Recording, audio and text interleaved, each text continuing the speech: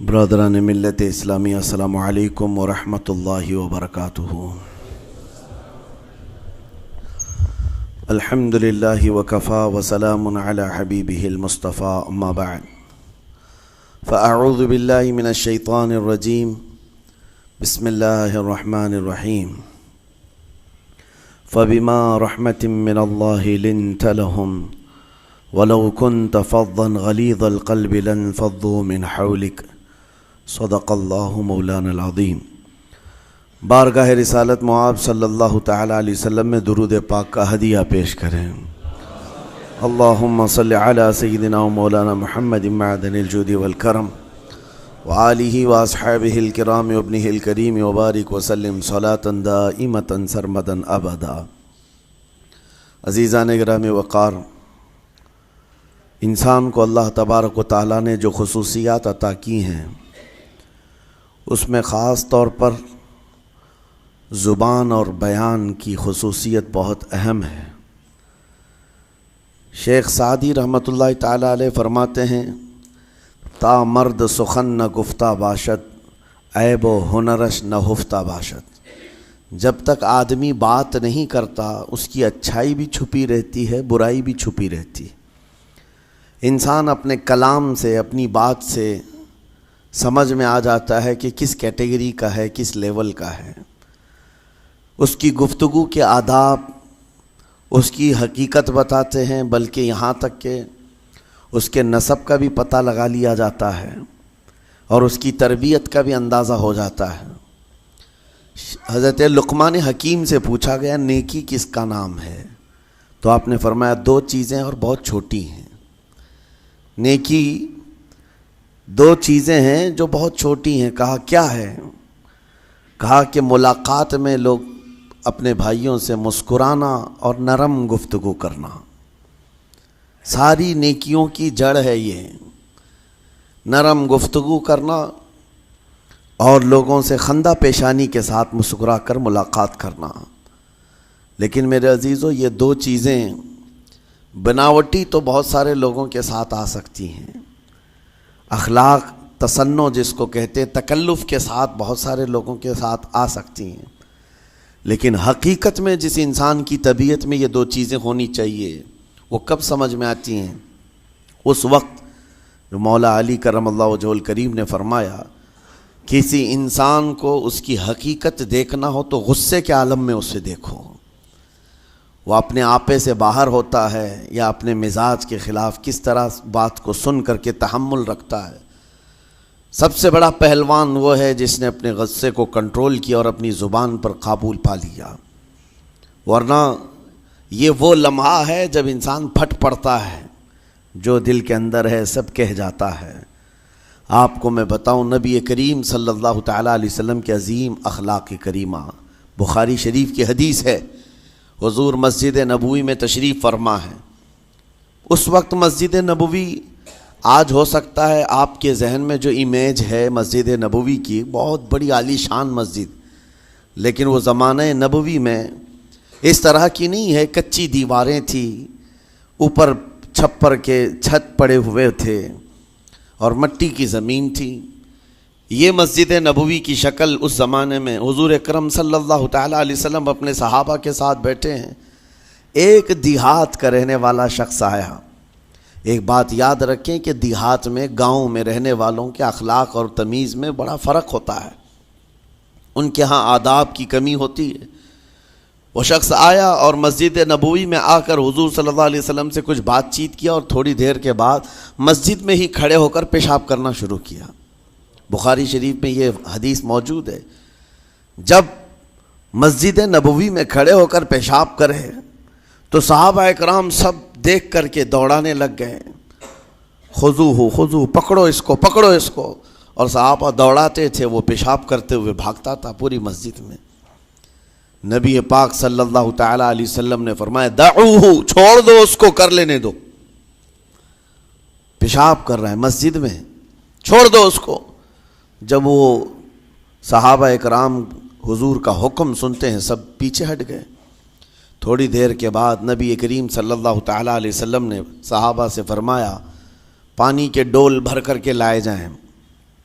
صحابہ سے ہی منگوایا، پانی کے ڈول بھر کر کے لائے گا اور مسجد نبوی کے میدان میں فرش پر بہایا گیا اور صاف کیا گیا۔ اب وہ شخص نہایت ہی ڈرا سہما کھڑا تھا، میرے ساتھ کیا ہوگا پتہ نہیں، میں نے پیشاب کیا، اب مجھے یہ لوگ قتل کر ڈالیں۔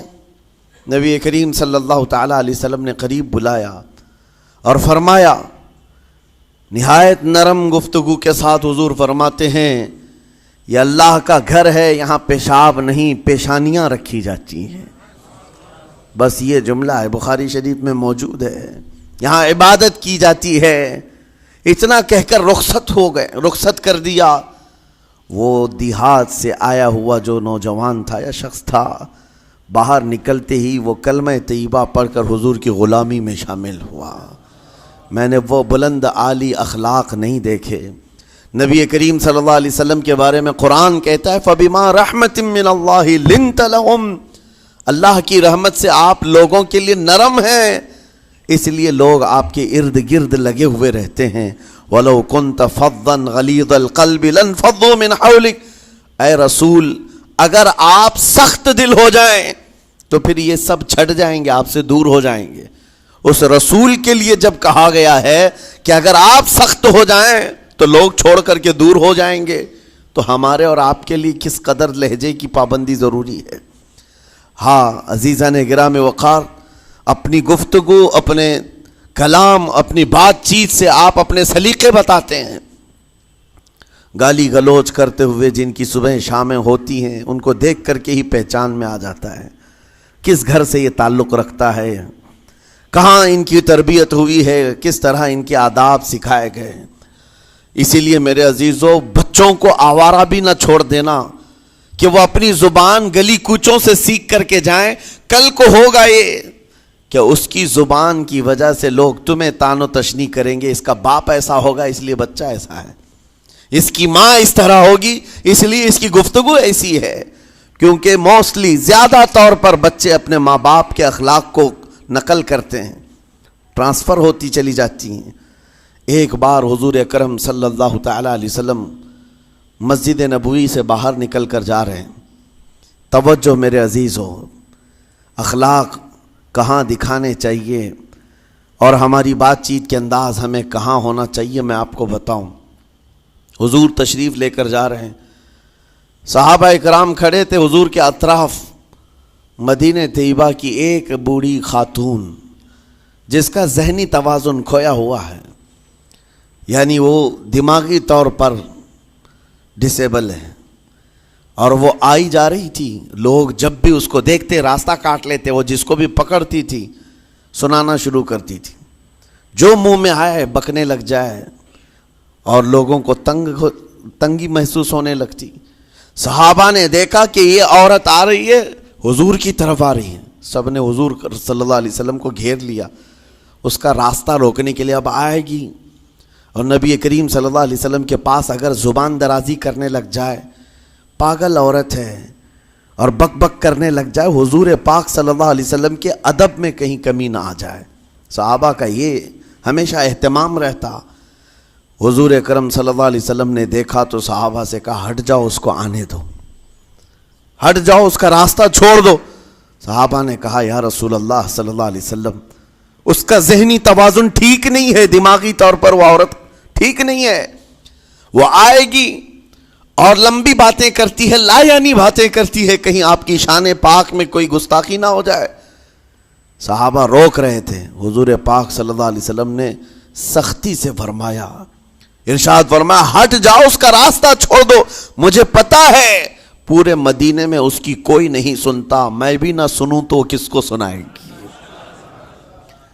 اگر میں بھی نہ سنوں تو وہ کس کو سنائے گی۔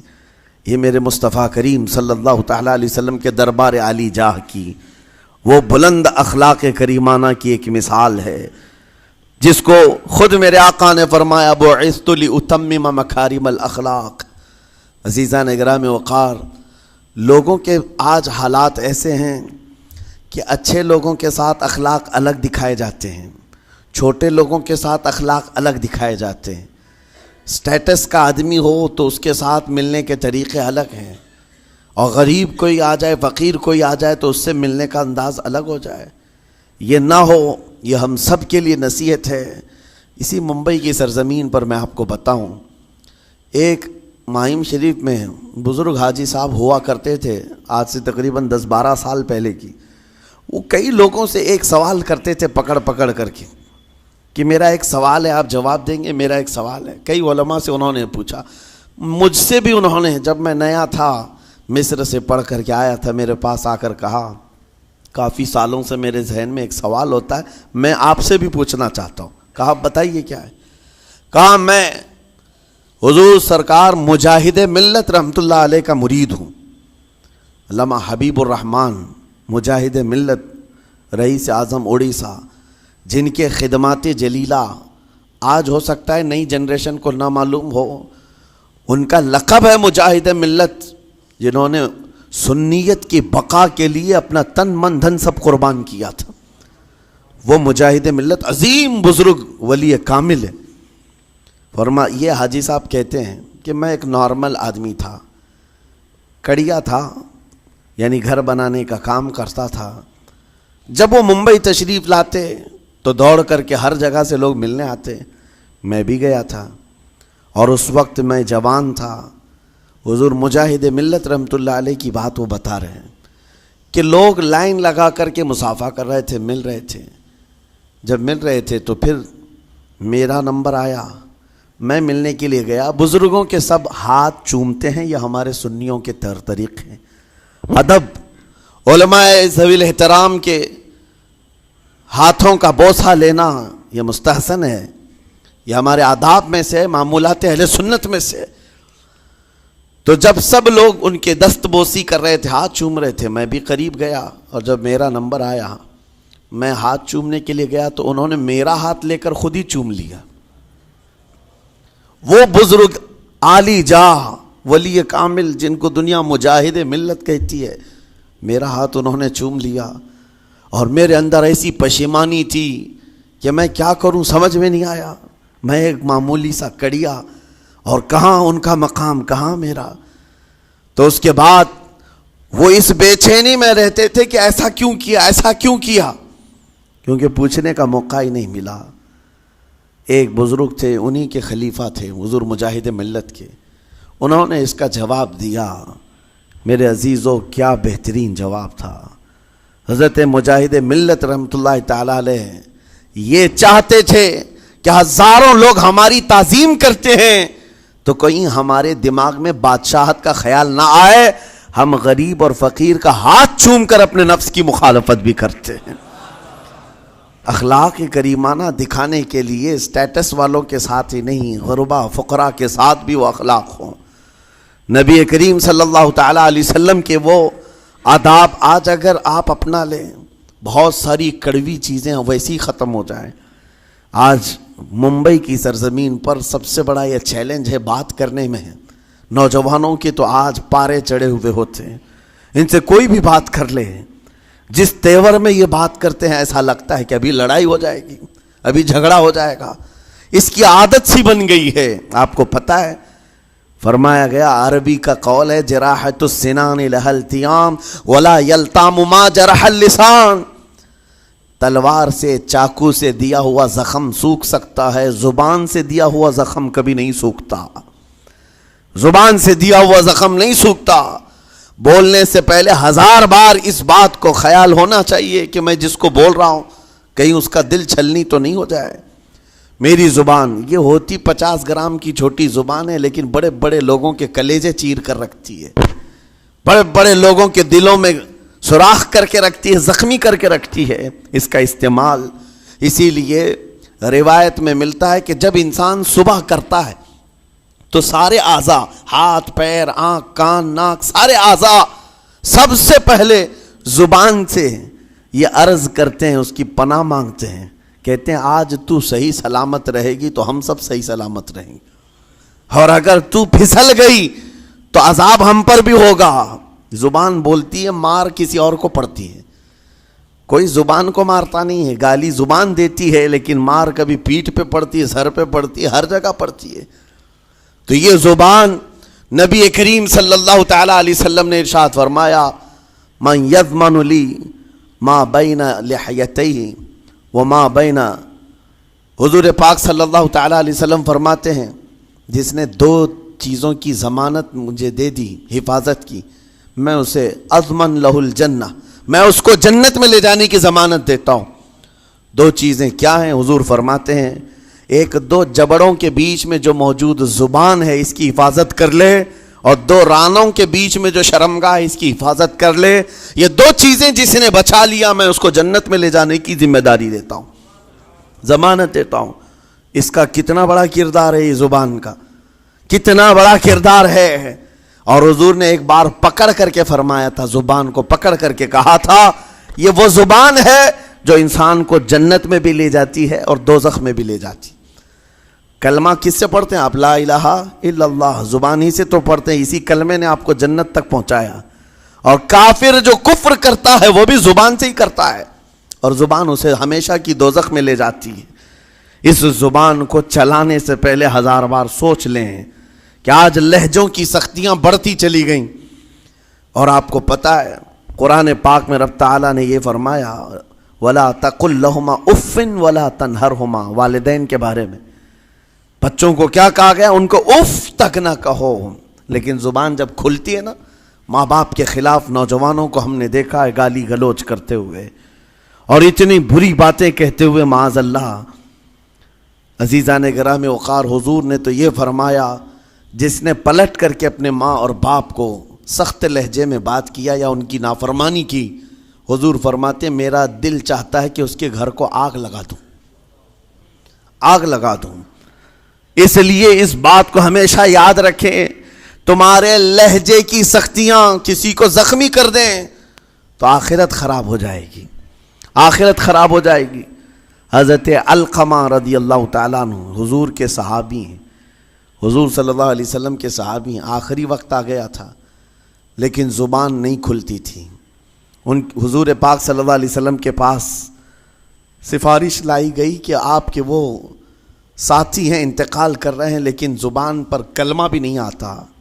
حضور تشریف لائے، دیکھا، پوچھا گھر میں ان کے کون کون ہے؟ کہا بیوی ہے اور ماں ہے۔ ماں کو بلایا اور کہا علقمہ کے بارے میں کیا کہتی ہو، کیسا تھا؟ کہا بہت اچھا، پرہیزگار، عبادت گزار، سارے نیکوکاریاں اس کے اندر ہیں۔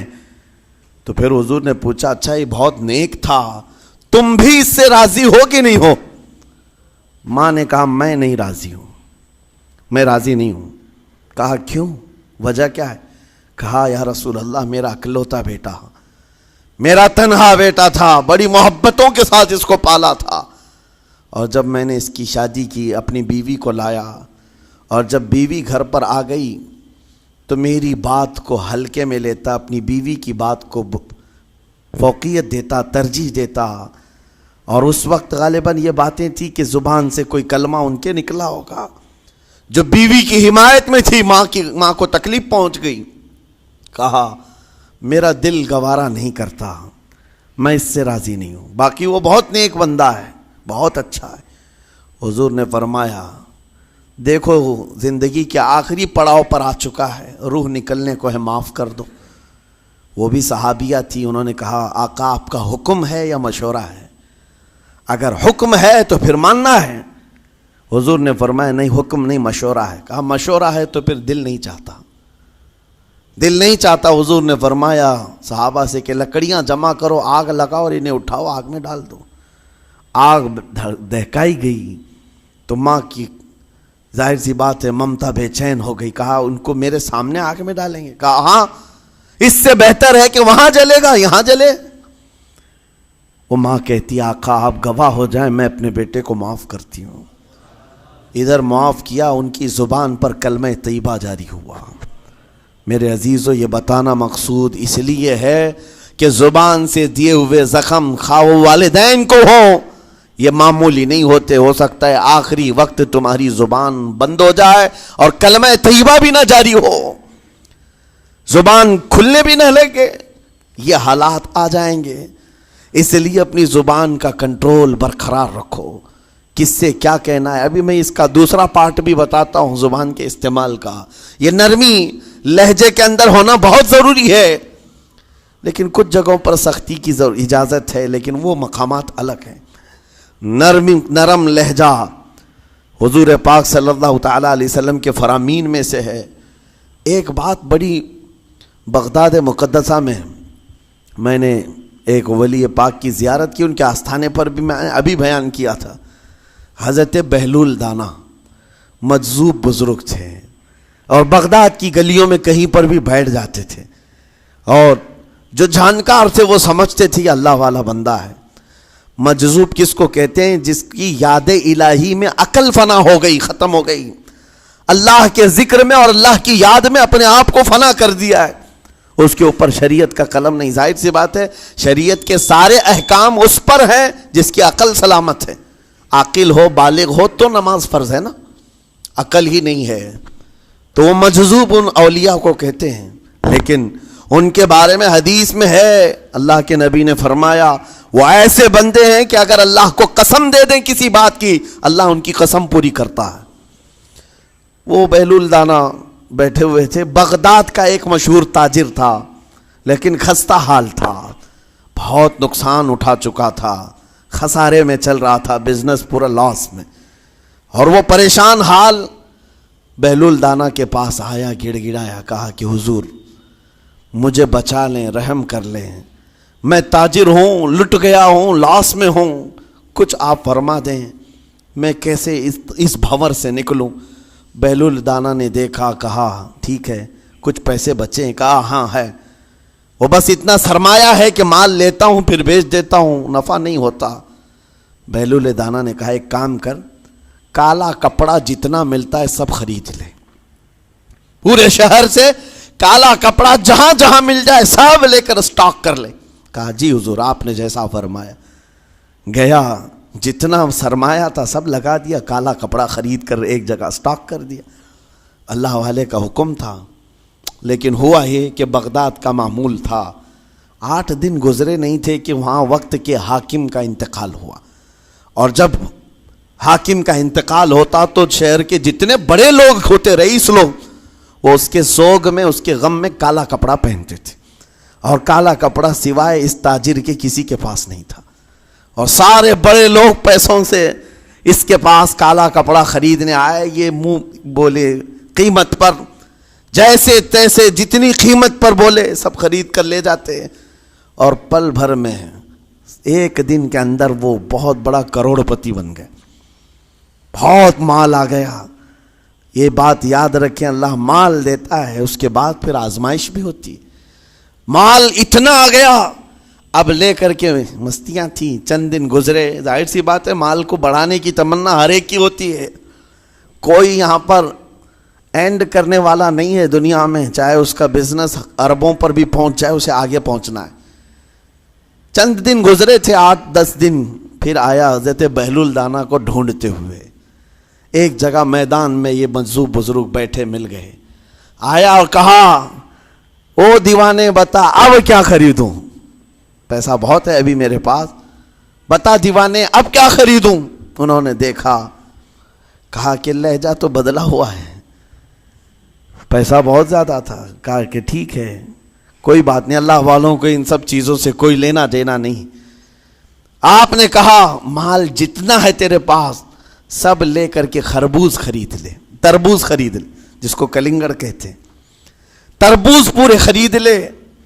اس نے کروڑوں کی جائیداد پورے تربوزوں میں لگا تھی، سب تربوز خرید کر سٹاک کر دیا ایک جگہ، اور اس کے گمان میں یہی تھا کہ چند دن گزریں گے، کوئی ایسا ہی حادثہ ہوگا جب تربوز منہ مانگی قیمت پہ لوگ خریدیں گے اور میں بیچوں گا۔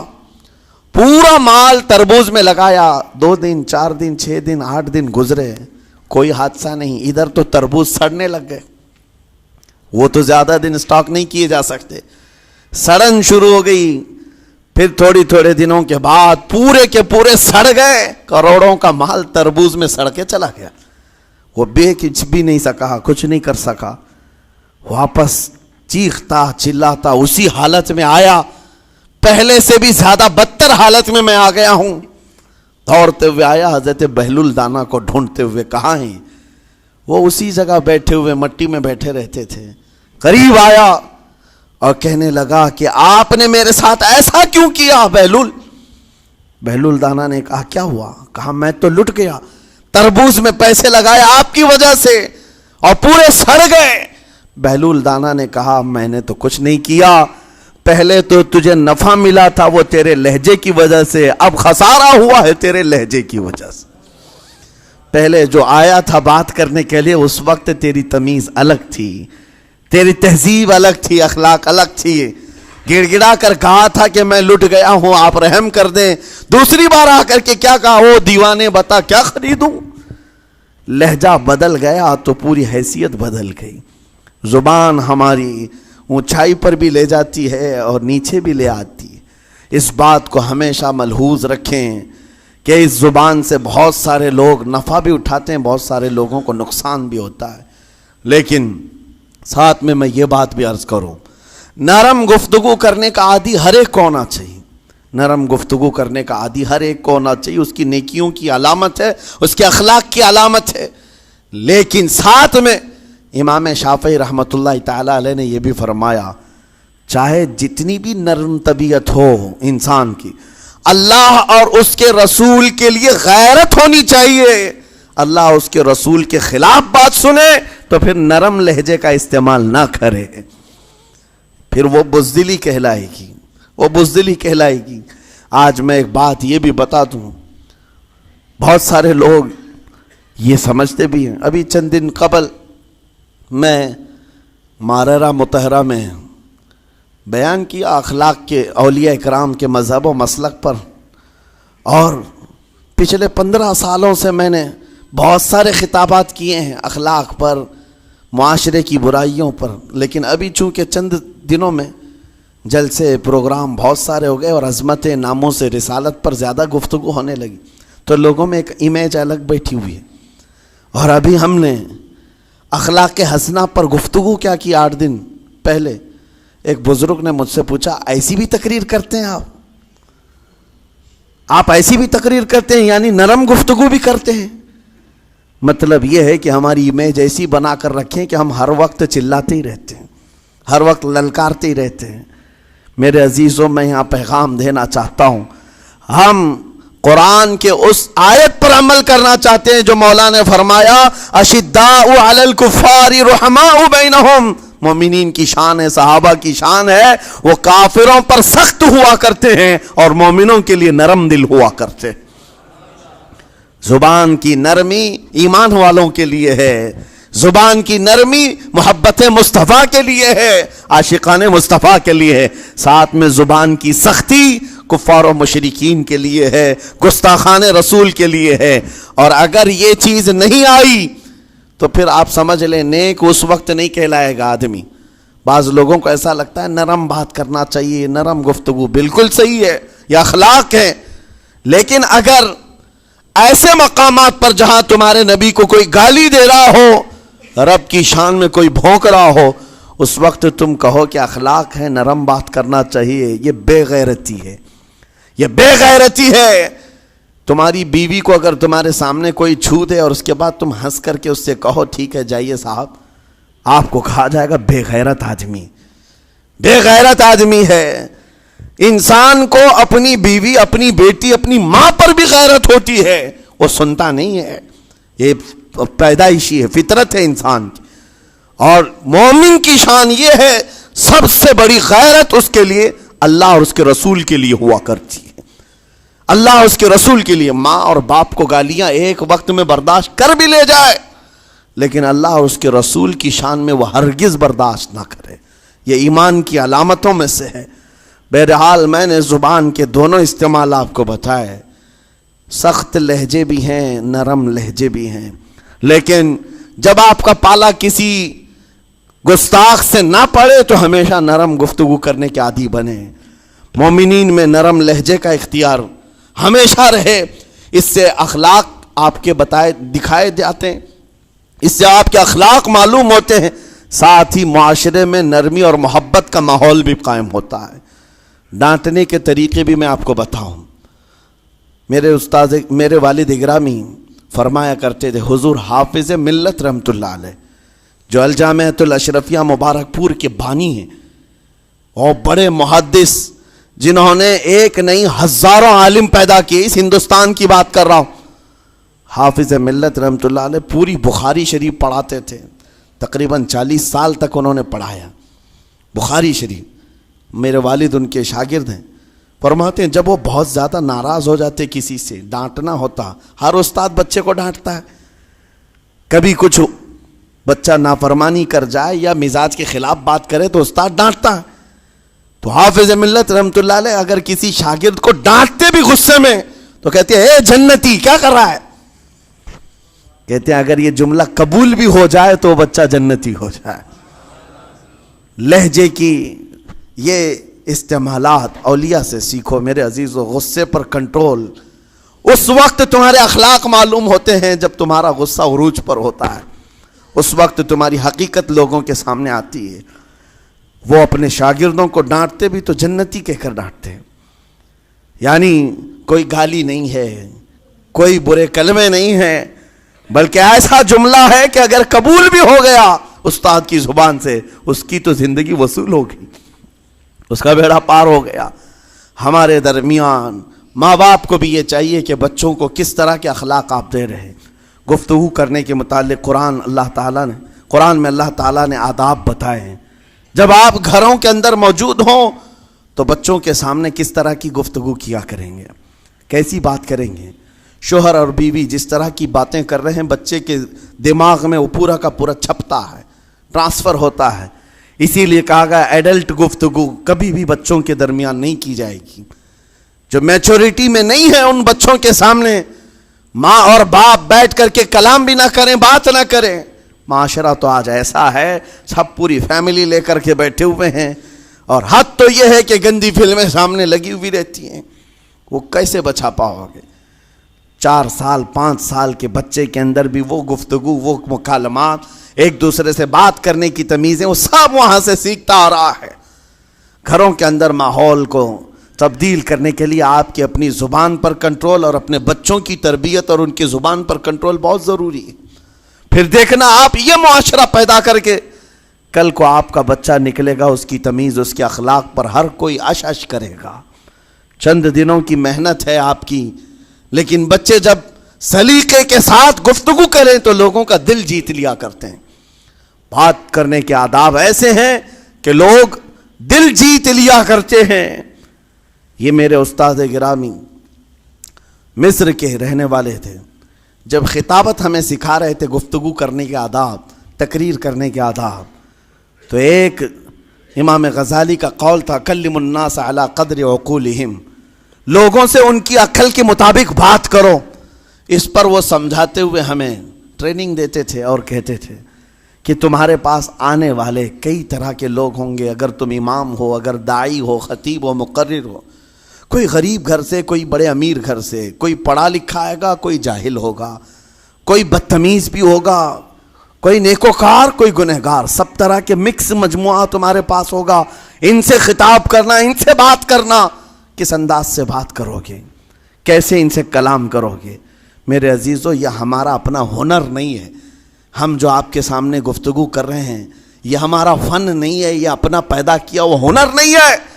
ہمیں سکھایا گیا تھا صرف اور صرف آپ کو اس مجمع سے اور یہ آئے ہوئے جمع غفیر سے بات کرنے کے لیے ایک ہی اسلوب اپنانا ہے. دیکھنا ہے کہ رسول اللہ کیسے بات کیا کرتے تھے. میرے آقا صلی اللہ تعالیٰ علیہ وسلم کا اسلوب اپناؤ. حضور کے خطبے دیکھو، حضور جب خطاب کرتے، ظاہر سی بات ہے مسجد نبوی میں اس وقت بھی لوگ، ہر طرح کے لوگ آتے، دیہات کے بھی تھے، شہر کے بھی تھے، اعلیٰ دماغ والے لوگ اور کئی الگ الگ قسم کے لوگ آتے. حضور کا خطاب سب کے لیے تھا. عزیزان گرامی، ان سنتوں پر عمل کر کے آج آپ اپنے لہجے کو بہتر بنا سکتے ہیں. بس میری گفتگو کا خلاصہ یہی ہے کہ اللہ تعالیٰ ہمیں زبان کا صحیح استعمال عطا فرمائے، ورنہ یہ زبان کی سختیاں اور اس کی کڑواہٹ ہمیں دوزخ میں بھی لے جاتی ہے، دوزخ تک لے جا سکتی ہے. اللہ تعالیٰ اس کی مکاریاں، اس کی عیاریاں اور اس کی شرانگیزیوں سے ہم سب کی حفاظت فرمائے. ساتھ میں یہ بھی میں بتا دوں، وہ زبان پاک نہیں بولتی، وہ زبان پاک نہیں بولتی جو حلال نہیں کھاتی. یہ بھی بزرگوں نے فرمایا ہے, یہ زبان پاک نہیں بولتی جو حلال نہیں کھاتی. اسی سے ہر کچھ گزرتا ہے, اندر پیٹ میں جاتا ہے. حلال لقمے اس سے گزارو تو زبان پاک بولے, اللہ کا ذکر کرے اور تمہیں زبان میں وہ لذت آنے لگ جائے. لیکن اس سے حرام لقمے گزارتے رہو گے, اس کے لہجے کی سختیاں بھی آ جائیں گی, اس کے اندر کڑواہٹ بھی آ جائے گی, گالی گلوچ, یہ سارے استعمالات یہ زبان کرنے لگ جائے گی. کیوں؟ اس سے حرام لقمے جو گزارے جا رہے ہیں. اس چیز کا بھی خیال ضروری ہے. زبان کو جس طرح کا پیٹرول دو گے ویسی چلے گی یہ گاڑی. جس طرح کا ڈیزل اس کے اندر ڈالتے ہو, حرام یا حلال, یہ بہت معنی رکھتا ہے. اور ایک بات یہ بھی سن کر کے چلے ہیں کہ حضرت سلیمان علیہ السلام کے زمانے میں ایک مناظرہ ہوا تھا علماء کا. بعض لوگوں نے کہا کہ انسان کی ایک جماعت تھی, انسان کی زبان افضل ہے, منہ افضل ہے, اس لیے کہ وہ اللہ کا ذکر کرتی ہے. بعض نے کہا کہ نہیں, انسان کے پیچھے کا مقام اچھا ہے, اس سے بہتر ہے. یہ دونوں کی تکرار میں حضرت سلیمان علیہ السلام کے پاس بات آئی, آپ بتائیں. تو ان سے پوچھا تم اتنی بڑی بات کیوں کہہ رہے ہو, اس کے پیچھے کا مقام اچھا ہے. کہا کہ اس لیے کہ وہ صرف نجاست نکالتا ہے, وہ صرف نجاست نکالتا ہے, وہ مقام غلاظت باہر کرتا ہے, غلاظت اندر لیتا نہیں. زبان غلاظت اندر بھی لیتی ہے, حرام کھاتی بھی ہے, لوگوں کو زخمی بھی کرتی ہے. ان علماء کی دلیل تھی. تب آپ نے فرمایا بات ٹھیک ہے, جس انسان کا زبان پر کنٹرول نہیں, حرام کھاتا ہو اور بد کلامی کرتا ہو, گالی گلوچ ساری چیزیں کرتا ہو, آپ نے فرمایا اس سے بہتر اس کا پیچھے کا مقام ہے. اور جو انسان کنٹرول رکھتا ہے, حلال کھاتا ہے اور لہجے کی نرمی رکھتا ہے, ظاہر سی بات ہے اس کا منہ ہی افضل ہے, اس کی زبان افضل ہے. اب یہ تو فیصلہ سب کا ہے, کس کو کیا چیز اختیار کرنی ہے. عزیزان گرامی اوقات, یہ بہت بڑی بات ہے جو میں آپ کے سامنے کہہ رہا ہوں. زبان کو اگر کسی دوسری جگہ سے کمپیئر کیا جائے تو لگتا ہوگا نرم, یہ بالکل اچنبے والی بات ہے, عجوبے والی بات ہے, یہ کون سا کمپیریزن ہے. وجہ یہی ہے, بعض لوگوں کو ہم نے اتنا گندا بولتے ہوئے دیکھا ہے, اس سے بہتر ہے کہ وہ نہ بولیں. لوگوں کو زخمی کرتے ہیں, کسی کے مقدسات پر حملے کرتے ہیں. اللہ تعالیٰ ان کے زبان کی شرارتوں سے ہماری حفاظت فرمائے. اور کریم خدا ارحم الراحمین مولا اس چیز سے بھی ہمیں حفاظت فرمائے. قیامت کے دن کچھ لوگ صرف اس لیے پکڑے جائیں گے کہ وہ کچھ نہیں بولتے تھے, لیکن وہ جن کے ساتھ رہتے تھے وہ بولتے تھے, وہ لوگ بولتے تھے, اور ان کی وجہ سے یہ خاموش رہنے والا جو ساتھ میں تھا اسے بھی جہنم میں لے جایا جائے گا. اور وہ اس دن کہے گا پکار کر, یا ویلتا لیتنی لم اتخذ فلانا خلیلا, اے کاش میں فلاں کی دوستی نہیں کیا ہوتا تو اچھا ہوتا, آج میں بچ گیا ہوتا. اپنے ماحول کو بچاؤ, جہاں زبان کی خرابی دیکھو اپنے آپ کو بھی بچاؤ اور اس ماحول سے بھی اپنے کو دور رکھو. اللہ کی بارگاہ میں دعا ہے مولا تعالیٰ اس زبان کو خالص اپنے ذکر میں لگائے اور اپنے حبیب پاک کے ذکر میں لگائے. مولا تعالیٰ ہم کو زبان کی بد کلامیوں سے محفوظ و مامون فرمائے. وآخر دعوانا ان الحمدللہ رب العالمین. السلام علیکم. کھڑے ہو جائیں, صفوں کو اچھی طرح درست کریں, پھر سنتیں پڑھیں. اوپر والے حضرات بھی کھڑے ہو جائیں, صفوں کو اچھی طرح درست کریں برائے کرم. اور جن حضرات کو جگہ نہ ملے برائے کرم دوسری جماعت کا انتظار کریں. جن حضرات کو جگہ نہ ملے برائے کرم دوسری جماعت کا انتظار کریں. کھڑے ہو جائیں بھائی سب لوگ.